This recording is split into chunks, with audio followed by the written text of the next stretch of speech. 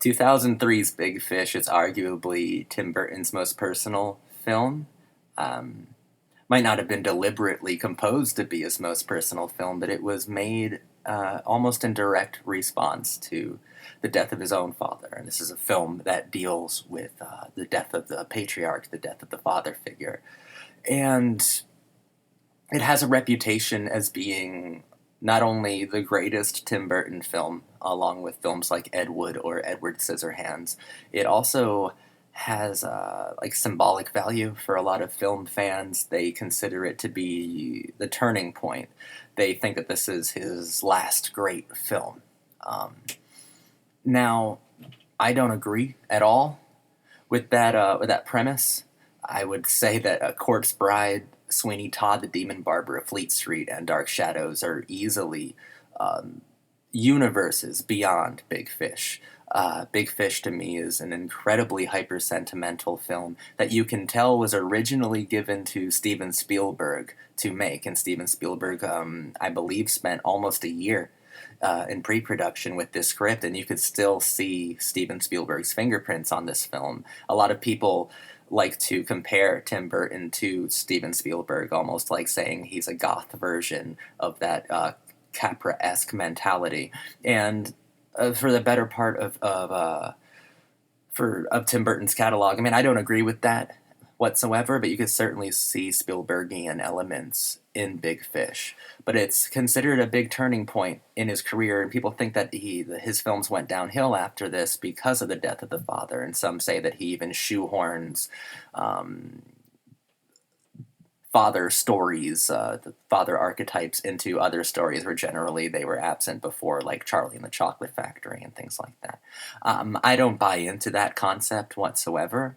In fact, if I were to kind of just give you like a superficial notion of where I stand on Big Fish, I'm not a gigantic fan. I think it's a good film. I do not think it's a great one. I think it betrays a lot of his cinematic language, a lot of the language that he spent at this point 15 years creating. As a misfit auteur, this seems to be a love letter to conformity in a very large way for me. Hmm.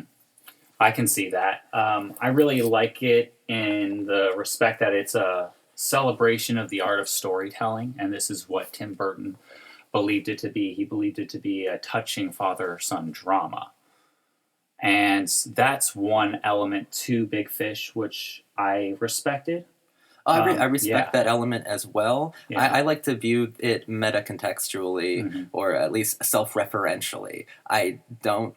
you see, the father-son dynamic is so, like, nauseatingly sentimental for me, but I Hmm. kind of like to view it as, like, the audience talking to the cinema itself or film itself and being mad that it seems so unreal. But just like in Sleepy Hollow, like Tim Burton likes to play with the premise of like optics and illusions, and just because something Hmm. is unreal doesn't mean that it's untruthful Hmm. or at least inauthentic.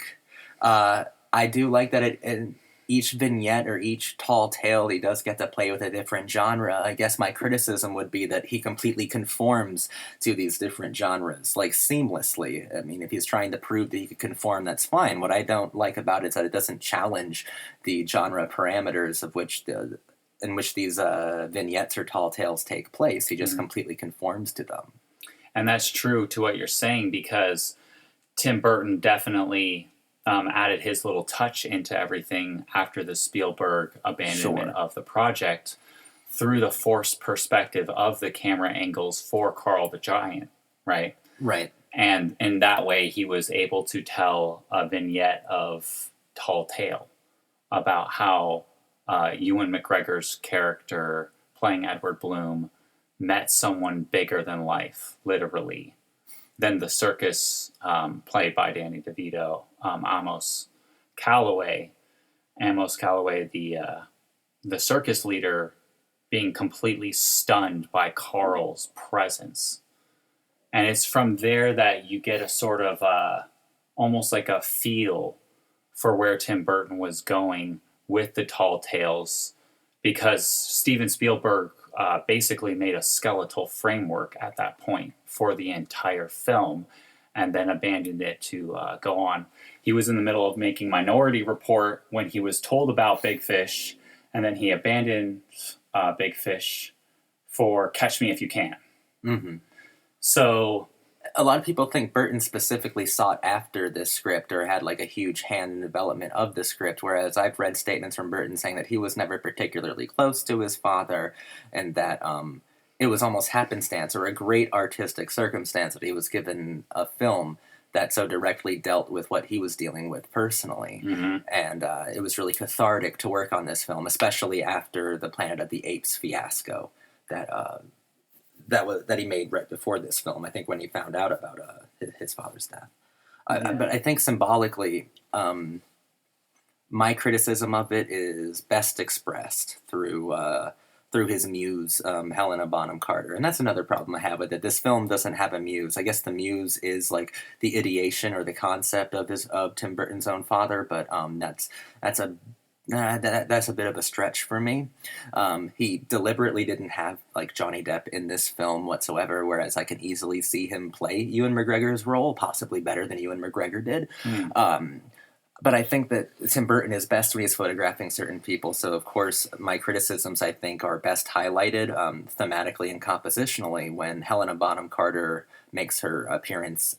Well, she has two roles, and they're both two roles of revelation, right? She plays the witch at the beginning who reveals how Ed is going to die. And then she appears again later on in, like, the run-down town of Spectre as Jenny, mm-hmm. who kind of reveals to Billy Crudup, the son, that his father's tales were honest in a certain capacity, in a very large capacity. Mm-hmm. But you can see right when Helena Bonham Carter enters the screen as Jenny, and even as the witch, that she adds a pulse to Burton's compositions. In fact, her house, when you first go into her house when she's Jenny, it has those like jagged, stylized angles, the door mm-hmm. frame at least, which like makes you think of German or neo-expressionism, like something that is completely lacking in the film itself.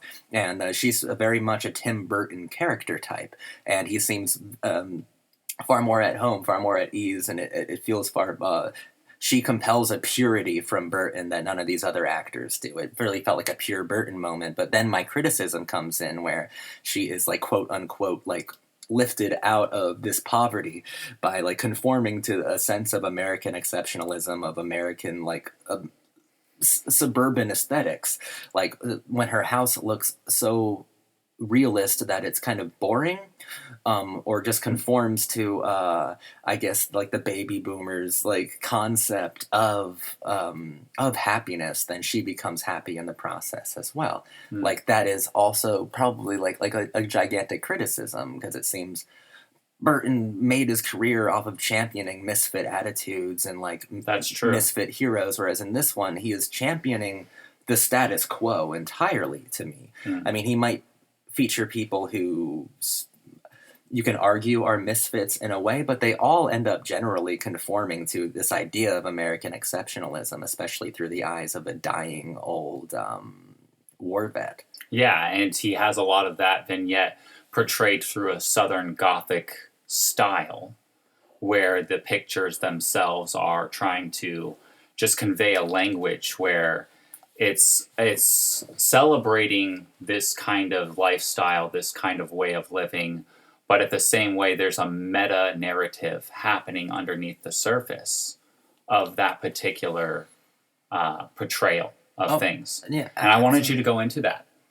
Well, the meta narrative of like talking about film itself, but even then, if you lift it and transfer it over, he might be praising uniformity not only within like American culture, but within the artistic culture as well, based on the films that at least you and I have dived into specifically. On this channel, I've been studying Burton's career in its totality, but you and I have done Ed Wood and Edward Scissorhands, at least to this point, together.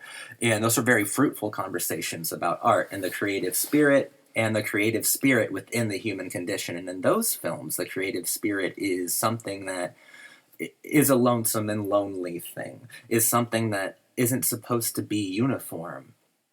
Right, there is a meta narrative going on here about the audience and about art and about the people who consume the art or like are struck by the art and the artist himself or herself. It's That's where the meta narrative lies, but the film thematically is absolutely championing uniformity. It is championing a very specific kind of um, trying to think of the right word, a very specific kind of happiness. And it's just something that I think betrays a little bit of the language of Tim Burton as I know him. As I know him, when there are white picket fences, it's ironic. Mm-hmm. It's at the very best ironic. I know that he likes the look, but he typically likes to juxtapose it with something a bit more expressionistic. Edward Scissorhands is a perfect example of this, like a movie monster within this like pastel suburban landscape. It's supposed to be ironic, where I don't get any irony from this film. Yeah, there's definitely that lack of portrayal. In fact, there's kind of almost a complete betrayal from that. Yeah. And I completely see what you're saying, and in many ways, I do agree. I just wanted to like take a moment to like just to step outside of that for a minute Hmm. and focus on the thematic quality as well as some of the decisions Burton made throughout the film, which added his touch into it. I did mention earlier about Carl the Giant. By the way, I think that's one of my least favorite scenes because it just spawned a lot of like the memes. What's this thing's name? Carl, right? You get that a lot. But not to like be disdainful or anything, because I do find it funny as well. But just to like move on, you know, you do have like Sandra Templeton turning into Sandra Bloom, and you have this whole betrayal of language that Tim Burton tries to express beauty through artificiality, especially like in Edward Scissorhands, where he's doing the sculpturing of his muse, right? And then you have the scene where Edward Bloom is, you know, has a whole field of daffodils, yellow daffodils, as he was trying to, you know, he was trying to like just be romantic and hyper expressionist and portraying his love to Sandra Templeton to try and get her to marry him. And that just completely betrays the previous language that Tim Burton was trying to do, where he was trying to say, you know, the misfit auteur, the misfit of society is usually a person who is just so bombastic that you have to take them as they are in the situation and environment that they're in, and then have a sense of awe for that. And then you can fall in love with and you can get away from the delusions of society and get towards a more authentic love. Yes. Right. And so then here in Big Fish, you have the exact opposite being said. You have, oh, well, you have to double down. You have to get the whole yellow field of daffodils and you have to call in all of the favors in order to you know, win the girl. Right? Exactly. Whereas And I so, find the most tender part of the film is when Jessica Lange and Albert Finney are submerged in the bathtub with all their clothes on, and that's a very tender moment that makes that relationship or that love feel real. There's no number of yellow daffodils that can really equal the amount of tenderness that I got from that scene. It might be one of Burton's most romantic scenes that he's ever filmed with this aging couple. Uh, It's just that the tonality is bizarre. Like, I could tell Spielberg worked on this. I mean, there is still remnants of Spielberg because the tonality is a confused one. The film doesn't exactly know what it stands for. And if it stands for anything, it's hyper sentimentality and, like, rebirth through, like, just reframing the sentimentality over and over and over again. I'm not sure if that's the best statement to make unless we're looking at it meta-contextually, which is like, you know, film is an eternal thing or art is an eternal thing because it's adaptive or dynamic. right. And so this is where I kind of like dive board off of that. And I do think that he is saying that him, meaning Tim Burton, is saying that art is a dynamic thing. It is a transformative thing. And therefore it is something where you can use different language tools to try and convey the authenticity of such topics like love, for example, in that scene you just pointed out. And that was a very beautiful scene. I really enjoyed that scene as well, where Edward Bloom, well, it's older Edward Bloom's basically trying to kill himself. Well, it foreshadows him becoming a big fish, right? Yeah, right. Too, Which is really a he, foreshadow. he looks like a big fish under that water, I mean, deliberately. And I love that just like every other Tim Burton film, death is not fixed or inert. It's entirely transformative. So that part is still faithful to Burton's cinematic language, but there's a lot of inconsistency here, and I don't want to say that that's why this film is so championed, because it speaks directly to normality, but it might be. I mean, this film to me champions a lot of things that most Burton protagonists would reject outright. Yeah, and getting back to Steven Spielberg's touch into Big Fish. I could say at the very least with some level of confidence that Spielberg had at least 6 months to work on this particular project before he decided to scrap it for Catch Me If You Can. So at least he got the skeleton down, as I said before, and Tim Burton had to work with that and go from there. So it really, at this point in time, what we have to do is we have to separate Spielberg's decisions from Tim Burton's decisions. And from there, we can go on and say that, I agree with you, and seeing Spielberg's narrative decision-making process, and to just criticize that particular part of the film. And then to go on and say, hey, this is Tim Burton's decision-making process and his particular decisions, and what he was going through, and why he was doing what he was doing in those particular scenes with those particular people. One good example is when the twins are on stage after Edward Bloom parachutes down. Tim Burton specifically chose the dress for the twins in order to get them look like they were conjoined twins. And then also added, Tim Burton tried as much as possible to do as little animation and CGI into the film. But this was one particular exception here where he made them wear this particular dress to try and make them look like conjoined twins, and then added CGI only at the bare minimum at the end.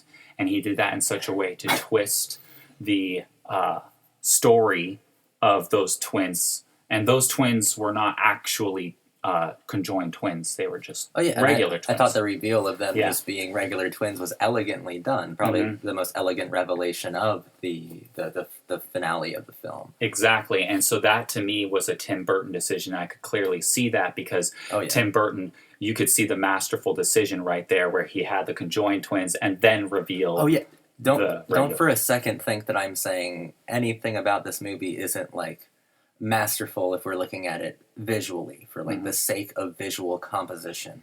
There's a lot of inventiveness in this film. There's a lot of like wonderful framing. There's a lot of symmetry, and there is a lot of heart. What I question is the tone, and what I question is the fact that I think that it's not for misfits anymore. Yeah, and I definitely see that too, and that's because we were both talking about this just a moment ago, how Spielberg just seems to lack tonality. Oh, absolutely. And so that is the Spielberg skeleton bleeding through, and I completely agree there, so no contest. If I had like any other criticisms, I think this film has a really good cast, almost an exceptionally good one, but there are certain things that are just wasted. Marion Cotillard is one of the best actors of her day, of her time. I mean, and especially in like the 2000s, she like dominated that decade. She is absolutely wasted in this film. Yeah, she wasted barely any screen time. And Jessica Lange, thank God she's a master of like subtlety and nuance, or else this would have been a wasted portrayal for her as well. There's a lot of wasted opportunities here. And like I said earlier, I know people are sick of Johnny Depp and Tim Burton together, but I think Johnny Depp would have been far more compelling in the Ewan McGregor or the Billy Crudup role. I think that's what it was missing. I don't think Tim Burton was particularly fascinated with the visual muses he had on screen until Helena Bonham Carter came and obviously took Tim's breath away and my own. And you can tell he was far more devoted framing her in different kind of ways, more purely Burton ways. Yeah. And so speaking of Burton and Spielberg both thought about using Jack Nicholson for the role of Edward Bloom, but then which would have been good. Yeah. But Albert Finney was incredible. That was a great performance that Albert Finney gave, but yeah, Jack Nicholson would have been something else too. I mean, that would have been really interesting to see. And it's weird that they both were aiming towards the same guy. Of course, Burton worked with Nicholson before in Mars Attacks and in Batman, so it would have made sense. But Albert Finney was fine. He was fine. Yeah. So I wanted to ask why you think Tim Burton didn't include Johnny Depp at all. I think that he was deliberately trying to. I almost feel like he was trying to convey Spielbergian ideas. And there are times where this doesn't feel like a Tim Burton film, and I feel like that also betrays the auteurship that I champion so much in my videos. I think he didn't include Johnny Depp as a way to try to force himself to focus on the idea of his own father, and that maybe he would get distracted with having one of his muses on camera most of the time. I mean, that might be it. I mean, it could be something mundane and banal. It could just be Johnny Depp was busy, although I would assume that Tim Burton can, get Johnny Depp at his house just by, whispering the first syllable of his name. But, I think it would have been a stronger film if he were in it. I think that Tim Burton would have been far more engaged with what is on screen. And also, Johnny Depp, to me, he has a screen talent. He is a screen idol. There is something that you feel when he is on screen. And I feel like you get something a lot more rebellious just inherently out of Johnny Depp than you do out of Ewan McGregor. I think Ewan McGregor is milquetoast. I think he is safe. I think he is inoffensive in every possible way. I mean, come on, he's Obi-Wan Kenobi at this point. It's long since his days as Rent Boy. Johnny Depp, though, there's something dark about him. And I don't think he visually fit Big Fish's inoffensive style, deliberately inoffensive style. I think that Johnny Depp would have added some sort of, also a raw sex appeal as well, too. The Edward Bloom character, all of a sudden, this man is one of the most attractive men in history, and as opposed to Ewan McGregor, who is, I guess, an everyman in this. They're trying to appeal literally to the everyman demographic, whereas, just like Angelina Jolie, you probably have difficulties relating to Johnny Depp because he's, unreal. Right. So those are probably a few of the reasons why he wasn't included in this. I think the film would have been stronger if you were in Johnny it, though. Depp. Yeah. I definitely feel that way. I mean, this isn't a film without brilliance, without genius. He was inspired, and it is interesting seeing Burton be a cathartic filmmaker. That kind of thing. I just think he's better when he's devoted to a muse or some sort of specific rebellious idea. And the only ideas I get from this film is conformity, is the novelty of the uniformity. Okay. Yeah, I see where you're going from that. So there's something I did want to step aside and just point out to. Owen Gleiberman made a very poignant comment about this particular film, Big Fish. He said that it's Forrest Gump without the theme park politics. Well, no, I feel the same way, but there are theme park politics, though. There exactly. You brought up the conjoined twins in Vietnam, and he comes down there like an international super spy, and it's American exceptionalism writ large in manifest. Thank God Tim Burton made that scene and not Spielberg. It would have been a lot worse. But at the same time, no, it does have that. And I was reminded of Forrest Gump immediately when they had to start saying the name Jenny, to Helena Bonham Carter a lot. I remember saying it to you, I don't like that I'm being reminded of Forrest fucking Gump right now. No, that's not what I want from a Tim Burton film. That should be the last film on your mind when you're talking about a Tim Burton film. Right. And given the weight of the subject matter that's happening. That's an inauthentic misfit. Forrest Gump is painted as a misfit. It's inauthentic. It's unreal. It's fake. Right. Because Forrest Gump does the exact opposite of what a misfit would do. Anyway, I wanted to just step away from that and really just point out that the theme park politics of this Big Fish are always juxtaposed with the fact that it's pointed out frequently that they're lies. So that's just something that I would like to say, where Owen Gleiberman might be his own thing and he's just kind of doubling down on this whole idea of things.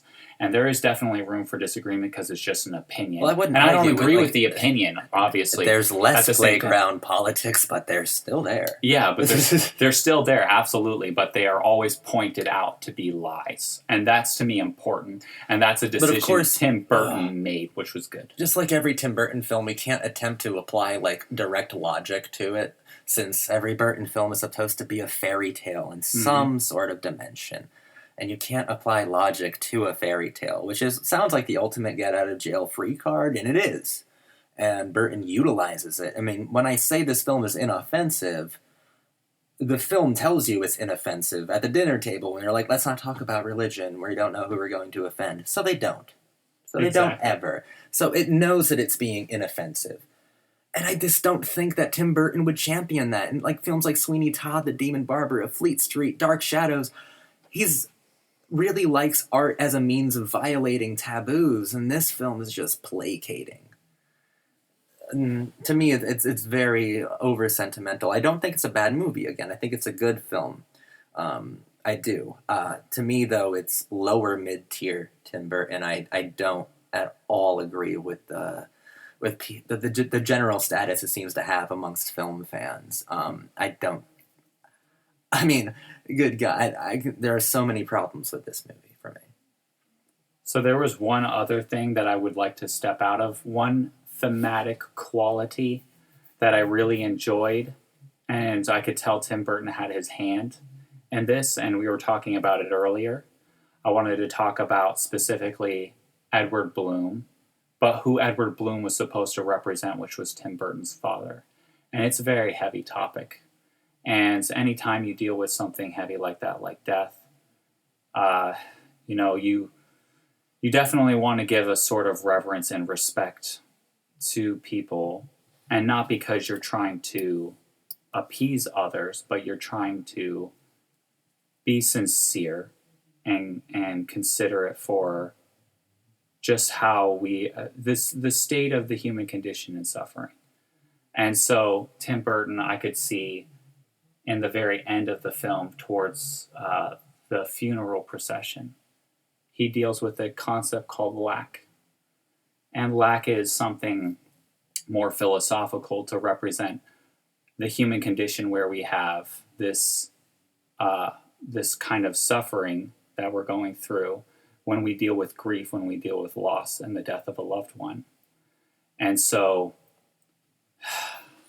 it's hard to talk about because you do have that Spielberg bleeding in, where he does double down, he being Tim Burton doubles down on the idea that the tall tales are dramatic fictions that help us to deal with the lack, but at the same time that's still coinciding with the juxtaposed decisions where the truth is being told directly to his son at the same time that the tall tales are being said. And because of that decision-making process, I would elevate it to a good film and not a bad film. Because of those decisions, specifically where I liked it was how Tim Burton dealt with lack in an authentic way, in a sincere way, where he was saying, someone like my father dying was very moving for me. And specifically that word moving because of the previous scene where it shows that Edward Bloom's character, aka Tim Burton's father, was a real person, and that even though Tim Burton didn't have a lot of time with his father, and that's said directly in the film, where he's like, my father and I didn't talk for 3 years, right? And then the correspondence happened between his mother, and his mother was the messenger between the two. And so this is just Tim Burton's way of grieving and dealing with that lack and coping with it. And so that was really nice. The film permeates with catharsis, and that's what elevates this film from the trash it really easily could have been. Because every scene does permeate with catharsis. We are watching someone work through something, accept it, or maybe even recognize it as the monumental moment that it was.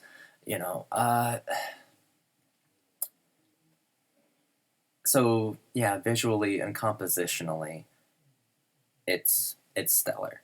Mm-hmm. Thematically, narratively, literally, symbolically. No, Yeah, symbolically, I didn't agree with it quite a lot. it's I mean, like, just think about that one scene where Edward Bloom was going through the don't travel here through this path, and he's like ripping through the jumping spider nest, yeah, and then like crushing spiders and throwing them off of him. And then he's narrating, and he's like, well, that you know what they say. If you, well, I'm just paraphrasing, by the way. You know what they say. You have to, go through a lot just to get to something even better. Something like that. I'm sorry if I butchered that, but to me, and then it opens up with the scene with the Southern Gothic, like beautiful, kind of picturesque, where it's like really beautiful and there's no roads and everything's kind of idyllic. Mm-hmm. And then it's just like, is this really truly like happiness, or is this just like a fairy tale lie? And so then there's that happening there as well. And so thematically, it's like, I don't know how to deal with this. Exactly. Well, there are certain things that's impossible not to be touched by. Like, Mm-hmm.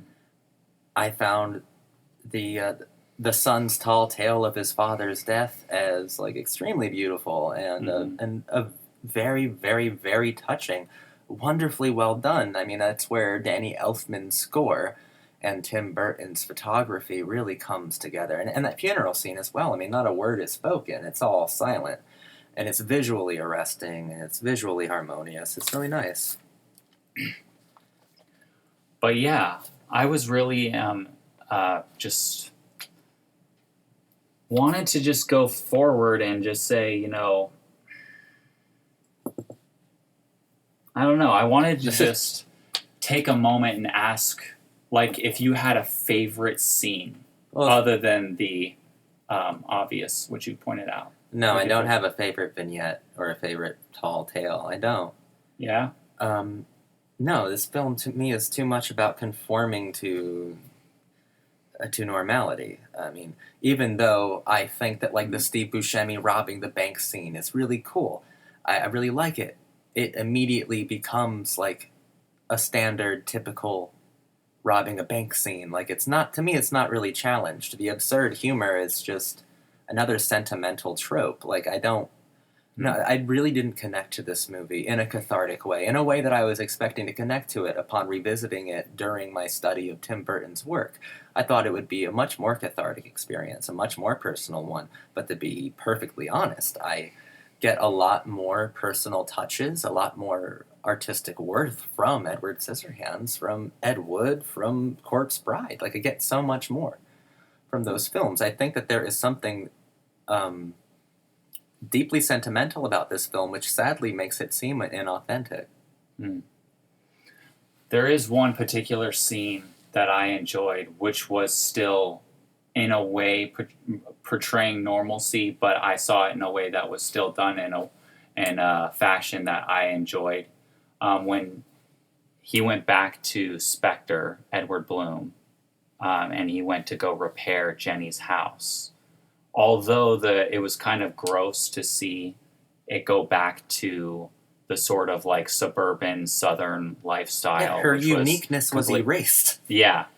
I did enjoy the fact that Edward Bloom was being portrayed in a grateful way, a way where he was grateful for the fact that he spent time with that particular person, and that Helena Bonham Carter was the person who was being playing the role of Jenny as an adult. And there was a reason for that, and I wanted to get that down to point out that gratitude is something that does help deal with the lack. And in that way, that was to me something that was partially cathartic, at least for me. Not necessarily because, you want to go back to getting to this like Southern lifestyle, beautiful house, but because you want to help someone out and you want to, give them a sense of peace of mind. And in that way, he did do that for Jenny because he did fulfill a promise. And so in that way, that was a virtuous thing, which I thought was well. And Well it done. also speaks to one of my major gripes or problems with the film, that this is a film that really lacks a physical muse, and that Helena Bonham Carter brought something pure out of her lover, out of her director Tim Burton, and that the scenes where she's in, I do agree with you, are a lot more fascinating to watch and a lot more artful to watch as well, even if that her primary function is to kind of be a symbol of the benefits of uniformity and conformity, and to lose her uniqueness, she seems healthier. Like, that seems to be entirely against Tim Burton's concepts of individuality Hmm. and of misfit behaviors, which are great. Like, but I think that Tim Burton's, you know what I'm saying, his normal Yeah. ideas of misfit behaviors are great and positive, and they're not in this movie. But those scenes are fascinating to watch compositionally because he frames Helena Bonham Carter remarkably, and he seems much more interested in what's going on Oh, when she's on absolutely. Yeah. screen. And I'm definitely with agreement with you there, because I mean, like, how could I say that I in any way agree with some of the conformity, some of the normality that's being portrayed? Because I consider myself a situationist, not necessarily capital situationist, because that was a movement that happened in the 70s and France, but just like in the spirit of the situationist, a neo-situationist per se, someone who is saying that, capitalism and all of this is actually more dysfunctional, because while you might seem to have this placidity and conformity to leisure and lifestyle abundance, you actually have an imbalance throughout the world in many different ways. And I'm not going to get into the politics of all of that, but Oh, it's don't worry, this yeah, film won't either. right. But just some of the things that I see out and throughout the world are just, to me, deeply troubling. This film goes out of its way to be deeply inoffensive, though. Yeah, exactly. Which I find really offensive.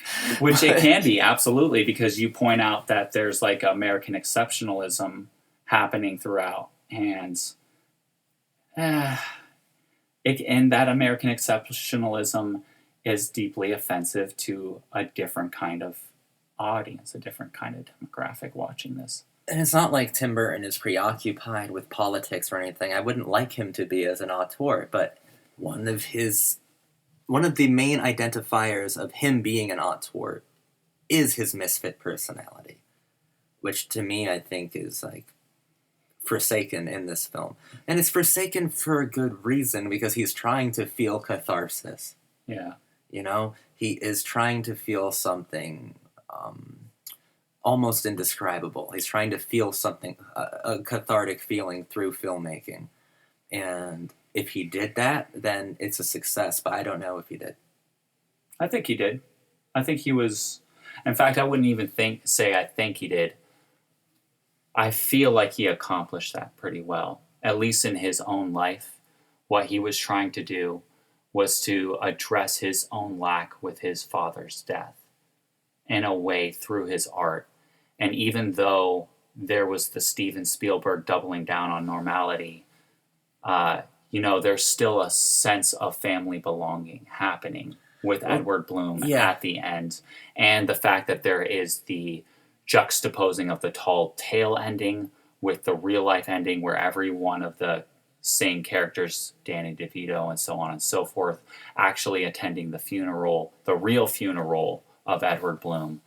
And that way, I do see that as cathartic, as a beautiful thing. Yeah, where I see it betray the language, I also see it fulfill Tim Burton's language. Mm-hmm. I mean, you bringing up family, all of his films deal with family structure, and basically people reinventing or revolutionizing that term and finding their own families. And Big Fish certainly does that. I just have quite a few problems with it, and I know this might disappoint a lot of the people who watch these videos. People have been waiting for Big Fish. In the comments, people have been wondering when we'll get around to Big Fish, and we finally have, and I really don't have many positive things to say about it, especially like during this thing where I am studying every one of his films, and I have seen so many.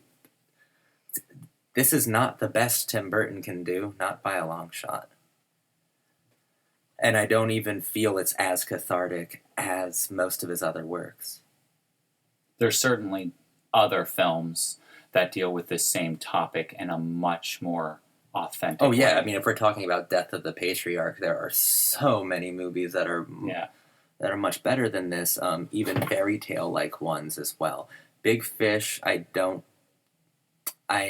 think deserves the status that it has of being Tim Burton's best film, and I think that's actually like insulting to Tim Burton's larger catalog, to his true, pure visual vocabulary. Mm. I think Big Fish does everything that it can to Spielberg the fuck out of Tim Burton, and I'm glad that Tim Burton at least resists enough to stay at least partly or mostly truthful to his own language. It's just I'd never seen him compromise before.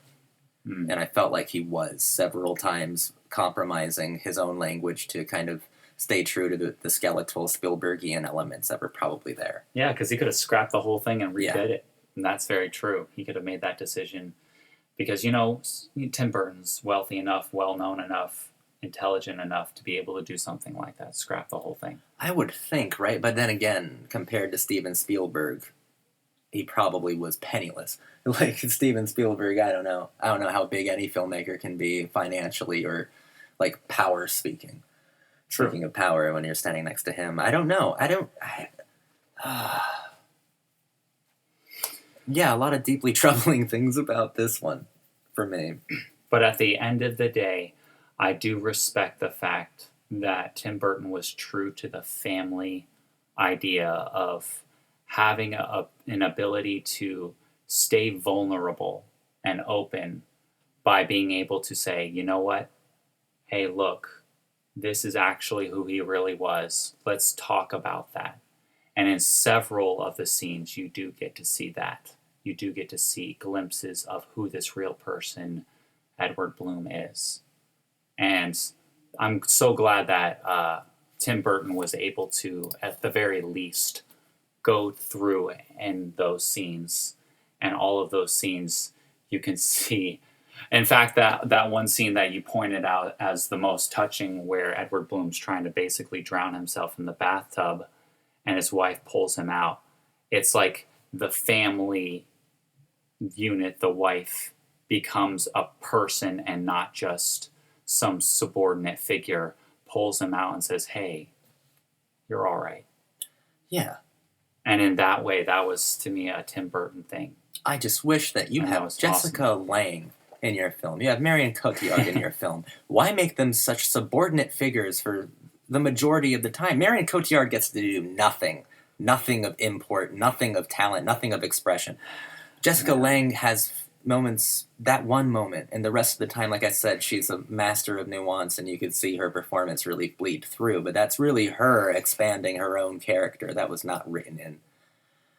There's a lot of wasted elements, I feel, in this film, and the things that it does fulfill, I don't think are useful to further Tim Burton's language. But I know a lot of you feel differently. In the comments, tell me what you feel about this film. If nothing else, I will say it works. Sentimentality, though, like this variety of it normally does. That's the whole problem with it, almost like a scientific formula kind of thing. It doesn't... So, of course, it works. But it does hit people very personally, and I don't want to degrade anyone's personal experiences, because this probably speaks to a lot of people's own experiences with loss of people who are very close to them. And in the comments, just share what this film means to you, because it really does mean a lot of things to a lot of different people. And even though it didn't mean a lot to me, there are many Burton films that mean the world to me. This just didn't happen to be one of them. Didn't happen to identify with the film. But I love reading disagreement, or maybe you agree with me. It's okay to come out of the shadows now. You're welcome here. Just thank you guys so much for watching this video.